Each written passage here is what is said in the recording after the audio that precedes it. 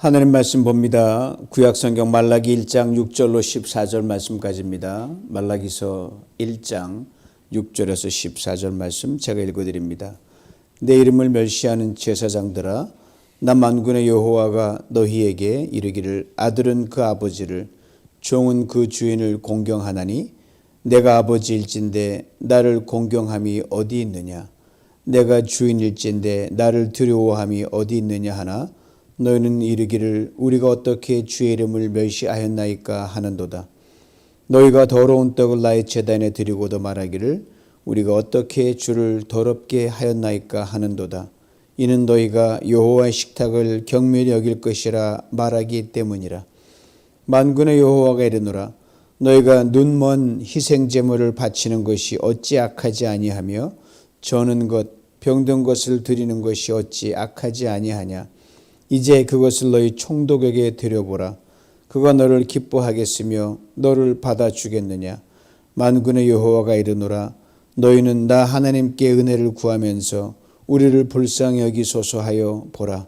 너희가 이같이 행하였으니 내가 너희 중 하나인들 받겠느냐.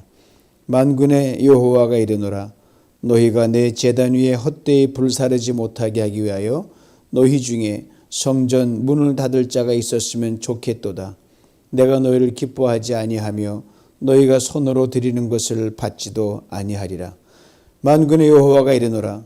해 뜨는 곳에서부터 해 지는 곳까지의 이방 민족 중에서 내 이름이 크게 될 것이라.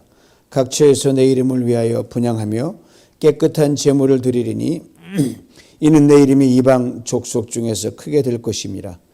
그러나 너희는 말하기를 여호와의 식탁은 더러워졌고 그 위에 있는 과일 곧 먹을 것은 경멸히 여길 것이라 하여 내 이름을 더럽히는도다. 만군의 여호와가 이르노라. 너희가 또 말하기를 이 일이 얼마나 번거로운가 하며 코웃음치고 훔친 물건과 저는 것 병든 것을 가져왔느니라. 너희가 이같이 봉헌물을 가져오니 내가 그것을 너희 손에서 받겠느냐? 이는 여호와의 말이니라.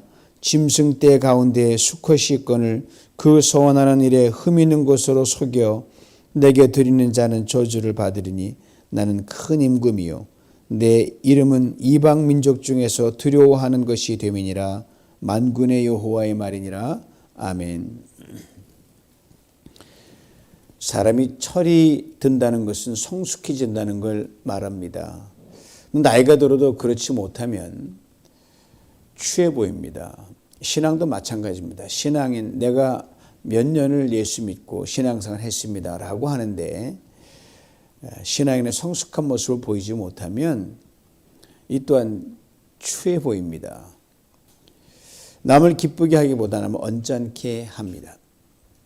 오늘 본문에 정말 철이 덜 들고 미성숙한 무리들이 등장하는데 철이 없는 나이와 경험이 없다 그러면 이해가 되지만 알만한 거 다 알고 많은 신앙의 연조를 가지고 있음에도 불구하고 그런 사람들입니다. 바로 그 당시 종교 지도자들과 제사장들, 백성들의 리더라고 자처하고 대접받았던 그 무리들입니다. 하나님 바로 이들을 책망하고 계십니다.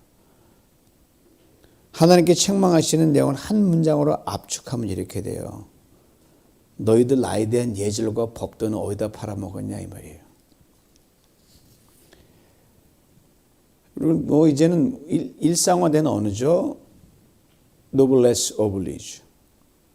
원래 불에서 나온 건데 그만한 위치에 있는 사람, 즉 귀족은 귀족에 답게 생활해야 된다 이 말이거든요. 사회 지도층 리더들, 알만한 사람들, 그 자신 타인과의 관계없이 누가 뭐라 하더라도 그 사람이 부여한 그 위치와 그 신분에 걸맞는 말과 행동과 삶이 나타나야 된다는 겁니다. 이건 예나 지금이나 이 성경에 오늘 나오는 그 수천 년 전 일이나 지금은 똑같아요. 오늘 본문에 등장하는 대제사장들, 제사장들, 지금도 그렇지만 당시에는 종교계의 귀족들이었습니다. 근데 이들이 거기에 걸맞는 행동을 하지 못한 거죠. 한두 가지 실수가 아니라 아주 총체적으로 이게 밸런스가 깨진 그런 삶이었어요. 그러니 자연스럽게 일반 백성들이 뭐 보고 듣고 이 샘플, 이 본이 없으니까 당연히 흔들리죠. 이에 대해 성경 이사야 29장 10절에 이렇게 말해줍니다. 이 백성이 입술로는 나를 존경하나 마음에선 멀다. 이런 제사장들에게 속이 너무 상하신 하나님께서 처음엔 점잖게 타일르십니다. 6절 말씀 봅니다. 아들은 그 아버지를 공경하지 않니? 종은 제 주인을 두려워하고 잘 섬기지 않냐? 내가 너의 아버지라고 너희들이 부르는데 그럼 너희가 나를 공경하기라도 했냐 이 말이에요. 내가 너의 주인이라고 너희를 그렇게 얘기하는데 너희가 나를 두려워하고 나를 섬기기라도 했냐? 제사장들아, 너희가 바로 내 이름을 멸시하는 자들이다. 공경이란 말은 묵직하게 대한다는 말이에요. 반면에 멸시는 아주 가볍게 대한다는 거, 우습게 한다는 거죠. 육신의 아들도 기본기 있으면 아버지를 공경합니다. 육신의 종도 주인을 공경하는데 당시 대제사장들은 상대인 하나님에 대해서 전혀 그런 걸 비치지도 못한 거예요. 어째 하나님의 공경에 대한 그 법도가 사람에 대한 걸 비교할 수 있겠습니까? 하나님은 워낙 이들이 엉망으로 가니까 제발 너희들이 가는 사람에 대한 그 존중만으로 나 해주면 내가 감지덕지겠다 이런 말씀이에요. 사람에게도 드리는 공경을 못 받으니까 얼마나 속이 상했겠어요? 이렇게 점잖게 말하면 사람은 들을 줄 알았죠? 전혀 그렇지 못했다는 말입니다. 하나님의 속을 더 빡빡 긁어놓고 말았습니다. 하나님 말씀에 태연스럽게들이 뭐라고 반박하냐면요. 하나님 무슨 말씀하세요? 우리가 언제 하나님의 이름을 멸시했습니까? 오리발도 이런 오리발 없어요. 이들의 말 참 당돌하고 대담하게 이를 데 없죠. 이 말은 뭐예요? 증거를 대고 나서야 그렇게 하셔야지 어떻게 섭섭합니다. 그런 말이에요. 전혀 잘못을 깨닫지 못합니다. 잘못을 사실 알고 있죠. 그러나 인정하지 않는 거죠. 뭐 그래도 하나님 괜찮으려니 이렇게 우습게 하는 거죠.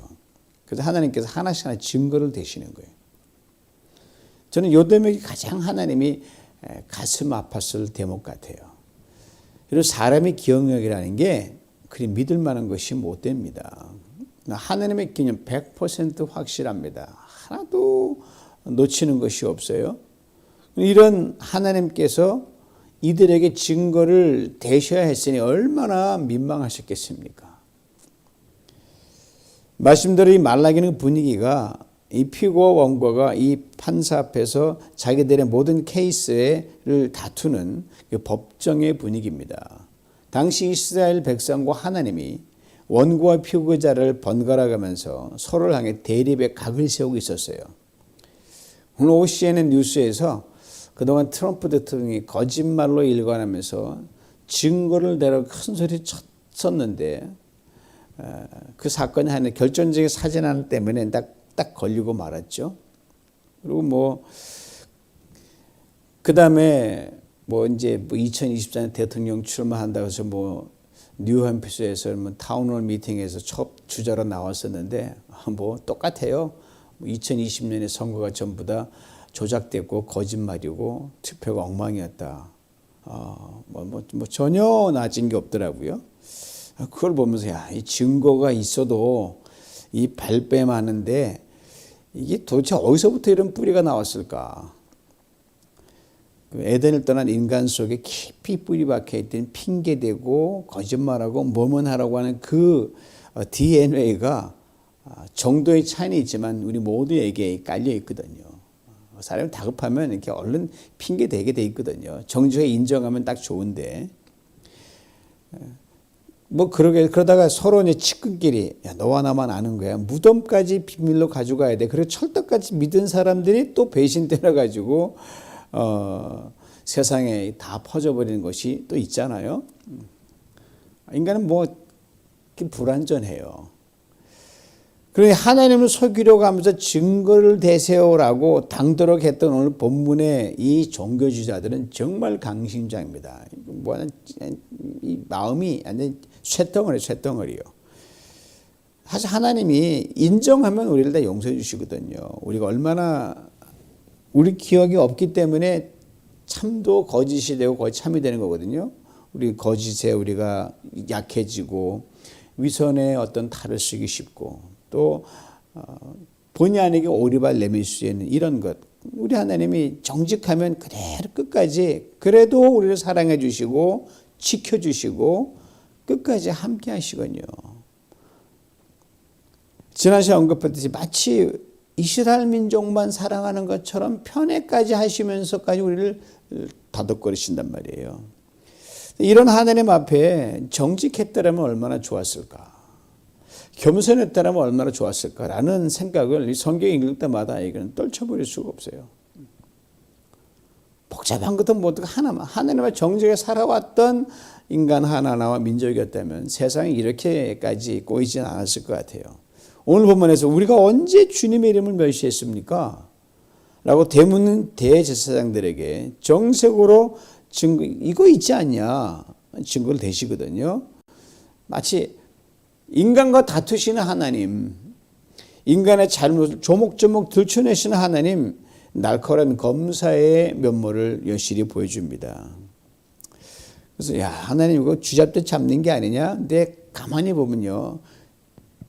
잘못을 들춰내기 위해서 잘못을 조목조목 밝히신 분이 아니라는 것 금방 알 수 있습니다. 제사장들과 하나님 결코 같은 차원이 아니잖아요.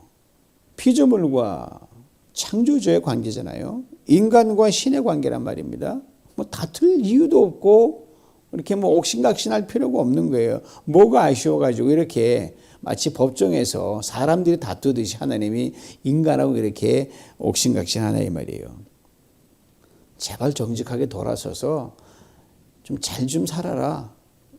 좀 내 앞에서 정직하고 좀 우리 관계 좀 회복하고 잘못하던 내가 너희를 용서해주고 웃는데 좀 정직하게 살면 얼마나 우리 관계가 나아지겠냐. 일깨워 주시기 위해서 강수를 두시는 거죠.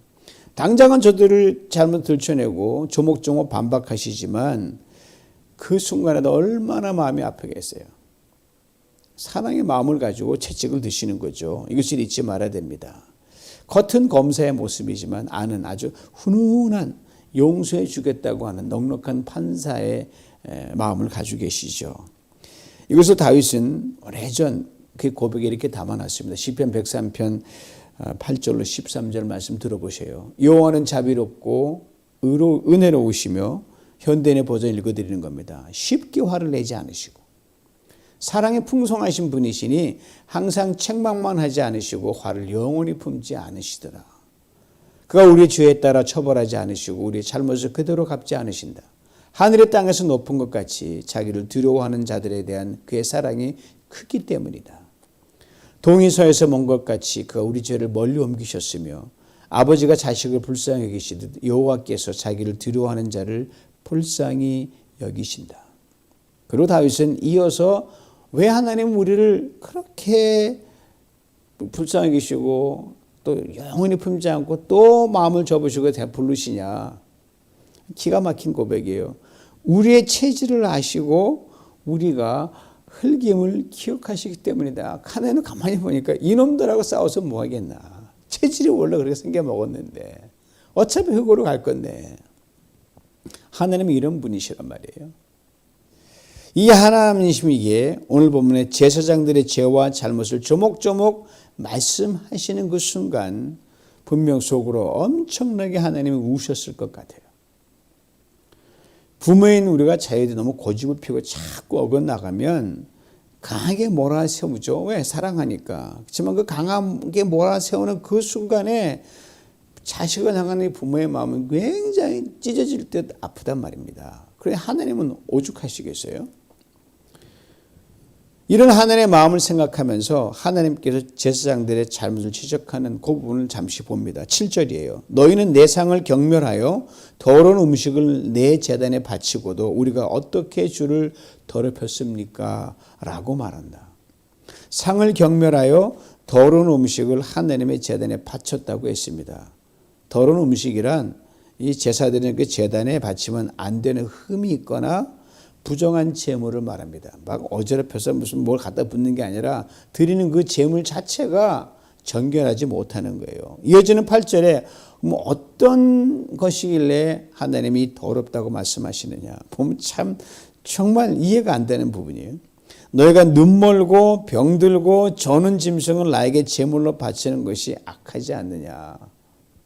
우리가 봐도 상식적으로 말이 안 되잖아요. 눈멀고 병들고 다리 저는 짐승이라고 했거든요. 사람들도 필요 없어서 안 쓰고 안 받고 물리치려고 하는 그런 불량품 짐승입니다. 비관한 예를 들면 이거예요. 이스라엘 백성은 해마다 중요한 절기가 되면 사방에서 원근 각처에서 거리 불면 예루살렘 성전을 향해 순례길을 떠나 와서 예배를 드리고 갑니다. 1년에 한 3번 정도 절기. 지금이야 뭐 그렇진 않지만요. 그리고 올 때마다 이들이 정성껏 자기 힘이 닿는 범위 내에서 제사에 드릴 그 제물을 가지고 옵니다. 그런데 실제 일어난 일이 한 순례객이 아주 품질이 좋은 양을 잘 길러서 요번 내가 6월절에 올라가면 이 양을 바치리라. 그리고 잘 기르고 갖고 와서 양을 먹고 예루살렘 성전에 도착을 합니다. 제사장들이 이게 검사하거든요. 이거는 쓸만하고 이건 아니고. 이것저것 살피더니 이렇게 말해요. 아유, 이거 뭐 제물로 드리기 형편없네. 라고 아니 그냥 거저 찍어버리는 거죠. 그리고 어디론가 가서 여러분 쩔뚝쩔뚝 저는 양을 데리고 옵니다. 그리고 이렇게 말해요. 실제로 그런 일이 있었어요. 자, 이것은 우리가 제물로 드리기 위해 지금까지 보관해 두었던 양입니다. 이것을 가지고 가시오. 좋은 양은 자기들이 싹 빼가 돌려놓고요. 이 순례객은 제사장이 그러니까 그런가 보다 하고 저는 양을 데리고 성전으로 들어갑니다. 그럼 연신 고개를 갸우뚱거려요. 이상하다. 이 제사장들이 양심의 거리낌을 전혀 느끼지 않는데 태어나게 했던 일이니까 이상하다. 그러면 저들은 입버릇처럼 이렇게 말했어요. 주의 제단은 경미할 건 이렇게 어차피 죽을 양인데 뭐 이거나 저거나 우리가 좋은 거 우리가 먹고 대단합니다. 그랬어요. 실제로 있었던 일들입니다. 이걸 하나님 정말 지적하시는 거예요. 즉 하나님께 아무거나 드려도 괜찮아. 저는 양이면 어떻고 양이면 양인데 눈이 하나밖에 왜 눈밖이면 어떻고 병들어 비틀대는 소면 어때? 어쨌든 양이고 염소고 소 아닌가?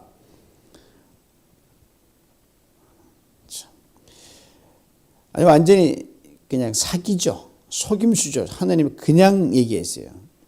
아주 너희들 못됐다. 속임수다라고 오늘 마지막 14절에 분명히 얘기했어요. 너희 사기치지 말라는 거예요.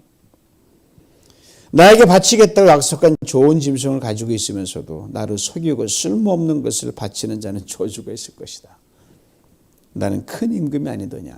그냥 임금도 보통 임금이 아니지 않냐. 세상의 모든 이방 민족들도 내 이름을 두려워하는 너희들은 어떻게 된 사람들이 이 모양이냐 말이죠.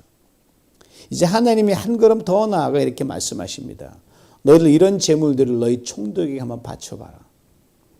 총독이 너희를 좋아하겠느냐? 총독이 너희들이 가져온 그 병들고 다리 절고 눈먼 짐승을 기쁘게 받겠느냐? 절대로 안 받죠.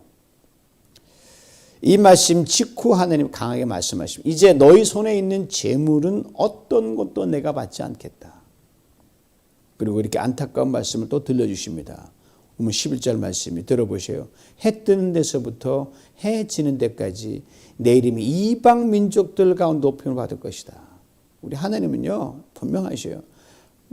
자기를 경배할 사람 경배 안 할 땐 기회를 주지만 아니면 그냥 뭐로 잘하고 다른 사람을 통해서 경배를 받으십니다. 곳곳마다 내 이름을 위해 분향하며 정결한 제물이 바쳐질 것이다. 훗날 그대로 이방 민족을 부르셔서 오늘 시대가 이런 거 아닙니까? 이는 내 이름이 이방 민족들 가운데서 높임을 받게 될 것이기 때문이다. 아시는 대로 하나님께 이스라엘 민족을 부르시고 택하신 것들은요, 딱 하나밖에 없어요.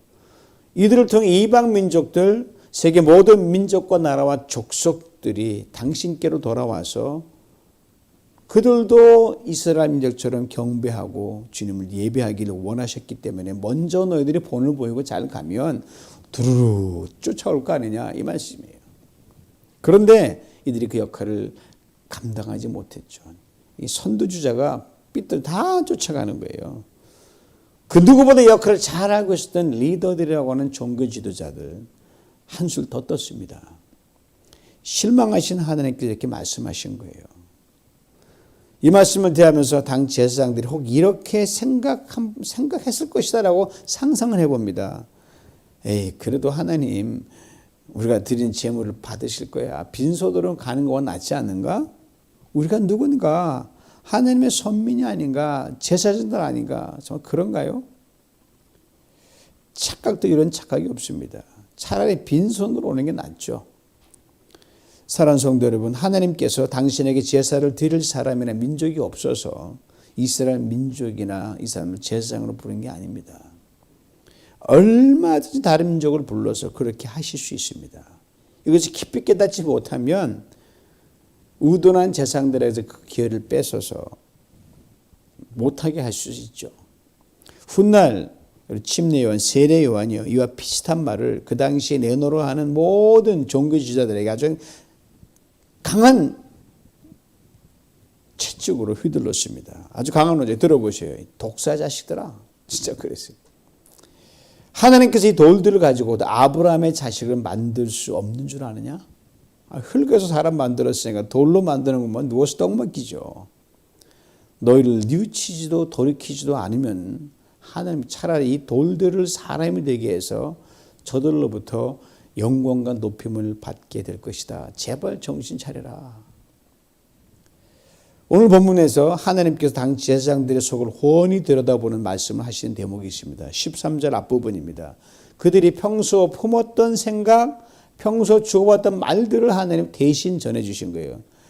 이런 말을 하거든요. 그들이 움직이면 여보게 말이 나왔으니 아유, 제사 드리는 것 좀 너무 번거롭고 짜증 귀찮아. 정콕을 찌르는 말씀을 그냥 들켰죠. 이미 저들의 마음과 생각 속 하나님은 귀찮은 존재가 되어버린 겁니다. 저는 오늘 말씀을 대하면서 내내 이런 생각을 떨쳐버릴 수가 없어요. 해도 너무한 것이기 때문입니다. 다른 사람들은 대제사장들이 정말 그렇게 말하고 행동했을까?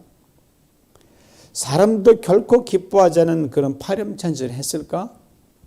심지어 백성들이 그렇게 정성껏 준비해온 짐승을 흠투성의 불량품 짐승으로 바꿔치기 했을까? 뭐 교회가 타락한 역사를 보면 충분히 그로 나옴이 있다는 걸 추측을 할 수 있어요. 그래도 사람인데 어떻게 인간이 사람에 따라서 그럴 수 있을까? 그렇게 했거든요. 역사는 저들이 정말 그랬다고 하나님의 말씀을 통해 웅변으로 우리에게 증거해 줍니다. 이제 하나님께 당시 제사장들에게 역설적인 말씀을 하십니다. 오늘 본문 9절이에요. 너희들 나에게 하나님 우리에게 은혜를 내려 주시옵소서. 우리를 긍휼히 여겨 기도해라. 은혜 필요하지 않냐? 긍휼 필요하지 않냐? 내가 너희들 기도 들을 것 같냐? 천만의 말씀이다. 이렇게 말씀하셨어요. 그럼 정말 가슴 찢어지는 말씀하십니다. 10절이에요. 정말 이제 너희 중에 누군가 정말 양심 있는 사람이 거기 있다면 제발 성전문을 닫아 걸어주었으면 좋겠다. 너희들이 내 제단에서 헛되이 거짓되게 제단에서 제사 드리지 않기를 원한다. 나는 너희들이 정말 싫다. 너희들이 바치는 제물 이제 다시 받지 않겠다. 이제 오늘 보면 우리에게 모두에게 심각한 질문을 던지고 있습니다. 우리는 과연 저들과 다르냐 이 말이죠. 실제로 팬데믹이라는 엄청난 위기를 말하는 예배당 문이 닫힌 적이 있지 않습니까? 그리고 그들보다 우리가 더 나은 은혜를 입은 사람, 그들은 염소의 피와 짐승의 피로 나가지만 우리는 하나님 자신이 제물이 돼서 예수 그리스도의 피의 보혈로 나가기 때문에 엄청난 특권을 가질 수 있는데 우리가 그들과 똑같다면 말이 안 되는 거거든요. 그들이야 몰라서 그렇다고 치더라고요. 그러니까 짐승의 피를 잡으면 얼마나 범패스럽게 손에 피를 묻혀 냄새 나야 되죠. 우리는 그런 귀찮은 일 하지 않아도 믿음으로 나아가면 되는데 그걸 분명히 성경이 말하거든요. 염소와 송아지의 피로 아니하고 오직 그리스도께서 자기 피로 영원한 속죄를 이루사 단번에 성소에 들어가셨느니라. 그렇다면 이 엄청난 희생과 피 흘림의 제사를 통해 하나님의 놀라운 구원의 은혜를 누린 우리들의 예배와 삶은 제사장들에 비해서는 조금이라도 아니 월등히 나아야 마땅합니다. 당사자들은 그렇게 힘쓰고 애쓰고 정말 범패스러운 제사 제물을 드렸거든요. 그리고 그들은 정말 자랑할 만큼 정말 열심히 드릴 때가 있었거든요. 결국 이것이 그들에게 하나님 마음 아프게 했던 일이 됐습니다. 우리는 주님이 모든 걸 대신 다 담당하셨단 말입니다. 우리는 자랑할 것이 없죠. 오직 은혜에 상상할 수 없는 그 구원을 받은 우리는 이들과 모든 짐을 다 벗겨줬으니까 더 감사해야 되고 더 다른 삶을 가야 된단 말이에요. 우리가 더 고귀한 존재니까요. 더 고상한 귀족 존재들이니까요. 왕 같은 제사장들 아닙니까? 이에 대해 훗날 바로 이렇게 분명히 우리에게 증거합니다. 로마서 12장 1절 2절이에요. 그러므로 형제들아 내가 하나님의 모든 자비하심으로 너희를 권하노니 너희 몸을 하나님 기뻐하시는 거룩한 산 제사로 드리라.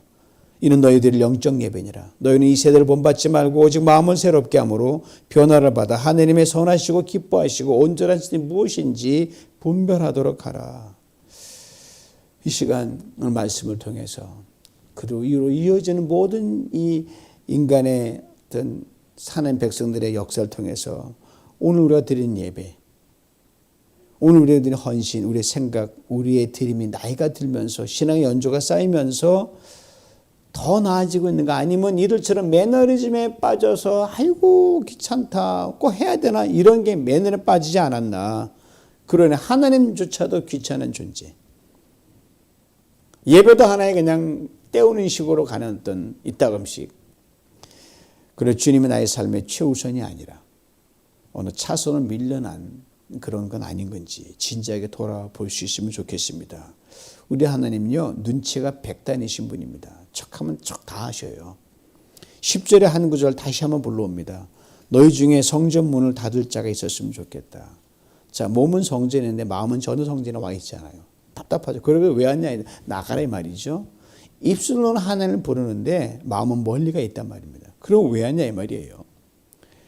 그런 무리들을 아무리 성전에 가득 채워놔도 하나님 마음만 아프고 속상하시니까 자, 너희 중에 누군가가 내 마음을 헤아려 가지고 알아서 성전문을 꽉 닫게, 야 우리 이러면 안 된다고 아예 밖에 나가자, 그 한 사람이 있으면 좋겠다는 말씀이에요. 이 말씀 속에요 엄청난 역설이 담겨 있습니다.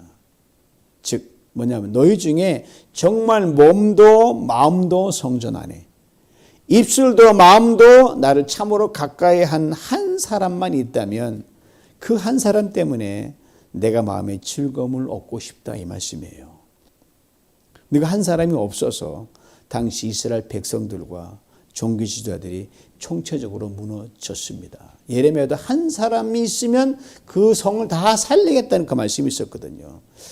사랑하는 성도 여러분, 우리 한 사람 때문에 하나님께 두 팔 빌려 성전문을 여시고 즐거워 어쩔 줄 모르는 그런 정직하고 겸손하고 마음으로 하나님을 충만한 그런 예배자로 매주 예배당을 나오고 또 삶에서 주님을 존귀케 하고 높여드리는 우리 모두가 될 수 있기를 원합니다. 여러분 아브라함의 복이라고 늘 얘기하잖아요. 복의 근원이 된다 얘기하잖아요. 그게 거창한 게 아니에요. 여러분 이런 상상해 보셨어요? 나 한 사람 오늘 주일날 예배당 예배를 딱 드릴 때 나 때문에 모인 모든 사람들 하나님이 복을 주겠다. 그 진정한 정직한 예배자 한 사람. 뭐 그분이 가난하든 뭐하든 하나님을 가장 높이는 그런 사람이 될 줄 믿습니다. 그렇게 예배자로 매주의 성전을 밟을 때, 그렇게 수요일 토요일 우리가 살면서 예배자로 설 때 하나님께서 우리에게 넘치는 복을 부어주신다는 것은 두말하면 잔소리입니다. 사랑하는 성도 여러분, 누가 뭔지 쳐다보지 마시고요. 오직 내가 매일 삶에서 매주 예배당을 받는 그 자리에서 수요 토요일 예배의 자리는 모든 시간마다 여러분 한 분 한 분을 보시고 너 한 사람 때문에 이 뉴비전교회 복을 주겠다. 너 한 사람 때문에 네 동네를 복 주겠다. 그런 사람 설 수 있다고 하면 그 사람 가장 복받은 사람일 줄 믿습니다. 이 은혜를 다 받아 누리시면서 평생 달려가기를 주님의 이름으로 축원합니다. 하느님 아버지 감사합니다. 우리 삶에서 하나님 원하시는 것은 우리가 하나님을 가득 마음에 참고 사모하는 마음으로 삶에서 늘 하루를 보내고 매주 예배당을 밟고 하나님 예배자의 자리에 서는 것임을 오늘 다시금 말씀을 통해 깨닫습니다. 우리의 소유가 많으면 무엇이 있겠습니까? 오직 하나님을 충만하고 우리 입술과 마음이 동일하고 우리 마음과 육신이 동일해 하나님을 높여드리는 그런 사람. 그래 너 하나 때문에 이 나라를 건지고 너 하나 때문에 이 교회를 축복하고 너 하나 때문에 너희 주변에 공동 축복한다. 이런 인정을 받는 그런 신실한 정직한 예배자로 평생 달려가도록 주여 우리를 축복하여 주시옵소서. 예수님의 이름으로 기도하옵나이다. 아멘.